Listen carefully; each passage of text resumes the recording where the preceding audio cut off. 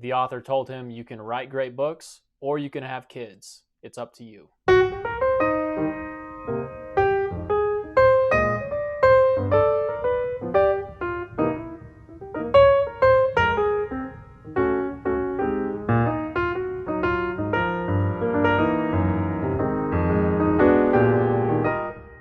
Good afternoon, everyone. Welcome to Read the Right Thing Book Reviews. I'm Eric. Thanks so much for watching. Today I will be reviewing Pop's Fatherhood in Pieces by Michael Chabon. Michael Chabon is an American author from Washington, D.C. He's written a couple of bestsellers, Moonglow, Telegraph Avenue, and The Amazing Adventures of Cavalier and Clay. At the time of writing Pops, he lived in Berkeley, California, and I'm not sure if he still lives there now or not. A few years back, I reviewed his book, The Yiddish Policeman's Union, so if you haven't watched that yet, check it out. I'll put the link to that in the description. Pops is a collection of essays exploring the relationship between fathers and children. In 2016, Michael Chabon wrote a piece for GQ about taking his son to Paris to enjoy all the festivities and shows of the Paris Fashion Week. This essay is the centerpiece of this book.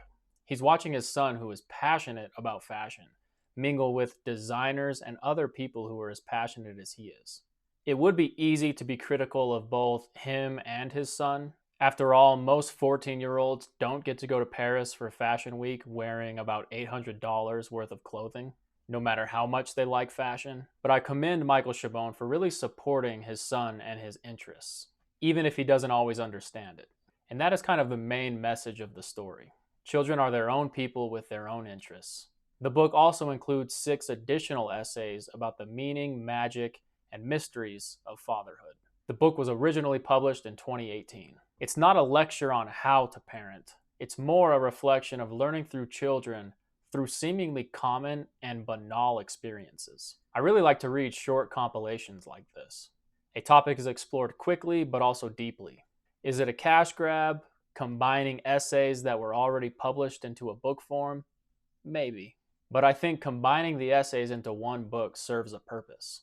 The essays complement each other, and the whole is greater than the sum of its parts. Individually, these essays are entertaining reads about fatherhood, and they all include a lesson learned in each.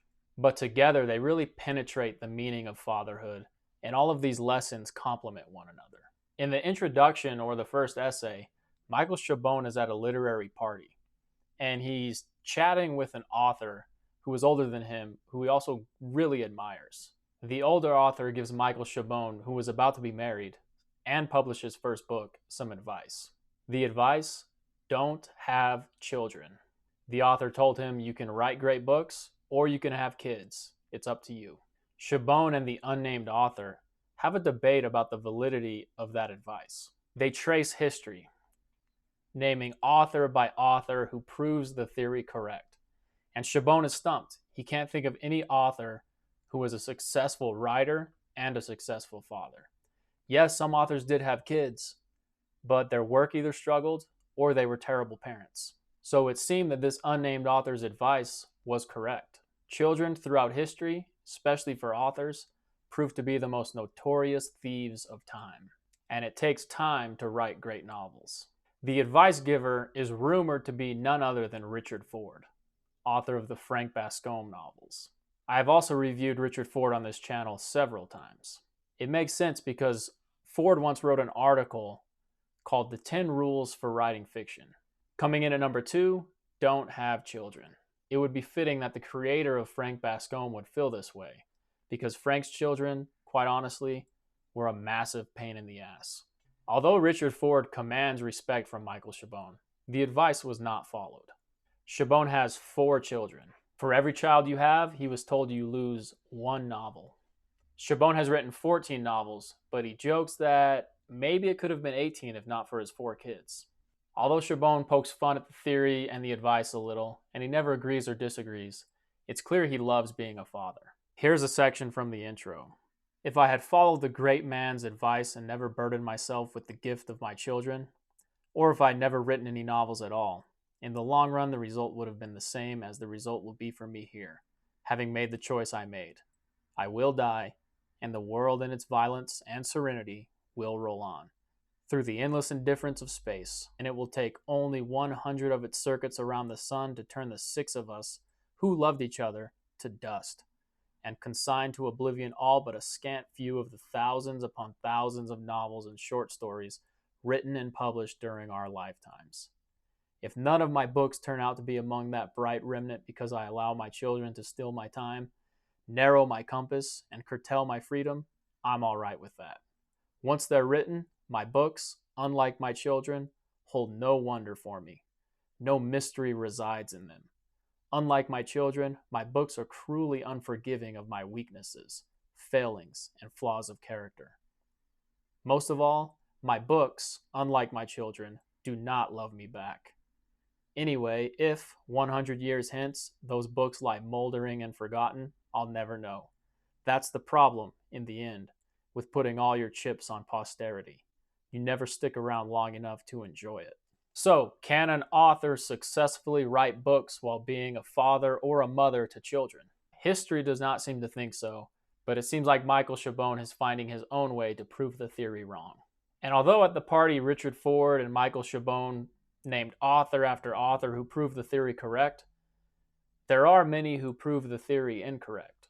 Pops is an insightful collection of essays of how one author explores fatherhood, both the joys and the confusing challenges. His experiences are not all that different from any other father raising children across America or the world for that matter. But Chabon's writing and presentation is damn near unflawed. A critic from the Los Angeles Times said Chabon is more or less incapable of writing a boring sentence. Raising children has never been more complex, even for best-selling authors. From pondering whether to censor nighttime reading to figuring out how to let them be their own people, Chabon writes about the bond between father and child with humorous anecdotes and reflective prose. It's a quick read, and if you didn't feel like buying the book, you could probably find most of these essays online. In fact, I'll link to as many as I can find down below, just so you can get a taste. But the final essay is really what brings it home, and I don't know if you can find that one online. In the final essay, Chabon explores not the relationship with one of his kids, but the relationship he had with his own father. The section I read speaks of death and how the world keeps spinning. In the final essay, it's comforting that he reveals that people die and the world keeps spinning. It doesn't stop moving, but it is a better place because there are good fathers. Did I have any dislikes? Not really. One or two of the essays didn't necessarily do it for me, but they're such quick reads and there's enough in there to make me chuckle that it is hard not to like. So that was my review of Pop's Fatherhood in Pieces by Michael Chabon. I hope you found this review helpful. If you did, please hit that like and subscribe button. If you've read this book, comment down below and let me know what you thought. Thank you for watching, and as always, read the right thing.